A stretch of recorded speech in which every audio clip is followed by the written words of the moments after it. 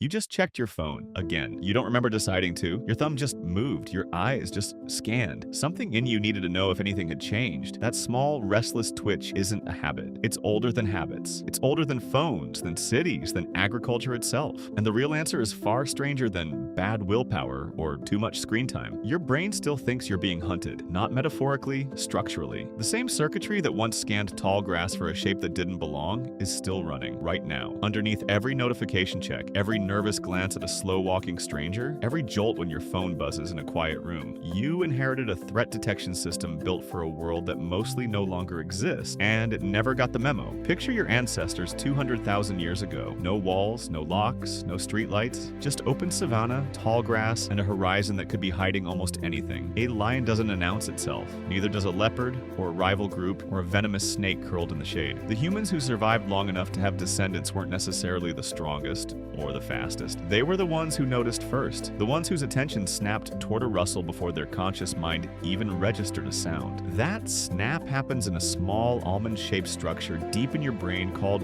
the amygdala. Amygdala just means almond in Greek. It's named for its shape, not its function. Its function is simpler and much older. Detect threat, react now, ask questions later. Neuroscientist Joseph Ledoux spent decades mapping this circuit, and what he found reshaped how we understand fear. There are two paths a threat signal can take through your brain. One goes to your thinking brain first, slow and careful, weighing context. The other skips thinking almost entirely. It goes straight to the amygdala. Ledoux called it the low road, and it can trigger a full-body response in a fraction of a second, before you've even consciously seen what scared you. Why would evolution build something that fast and that sloppy? Because sloppy was survivable. Fast was not always necessary, until it was. Imagine two early humans. One hears a rustle in the grass and freezes, heart already pounding, before deciding whether it's the wind. The other calmly waits to gather more information first. Most of the time it's the wind, and both of them are fine. But the one time in 100 it's not the wind. Only one of them gets to pass on their genes. Evolution doesn't reward accuracy. It rewards surviving your mistakes. A brain that jumps at shadows 100 times to avoid missing one real lion is, in the coldest evolutionary sense, a winning design. You are the descendant of the ones who jumped. This is sometimes called the smoke detector principle, a term popularized by evolutionary psychiatrist Randolph Nasa. A cheap smoke detector that occasionally screams over burnt toast is still worth having, because the cost of a false alarm, a little annoyance, is nothing compared to the cost of missing an actual fire. Your nervous system runs on the same logic. It would rather make you flinch at a shadow 1,000 times than fail to flinch at the one shadow that was actually a threat. The false alarms aren't a malfunction. They're the price of the system working exactly as designed. But here's where it gets strange, because the world changed and the alarm didn't. For most of human history, threats were physical, immediate, and then over. A predator appeared, your body flooded with stress hormones, you fought or fled, and within minutes it was resolved one way or another. Your body was built for short, sharp bursts of danger, followed by long stretches of calm.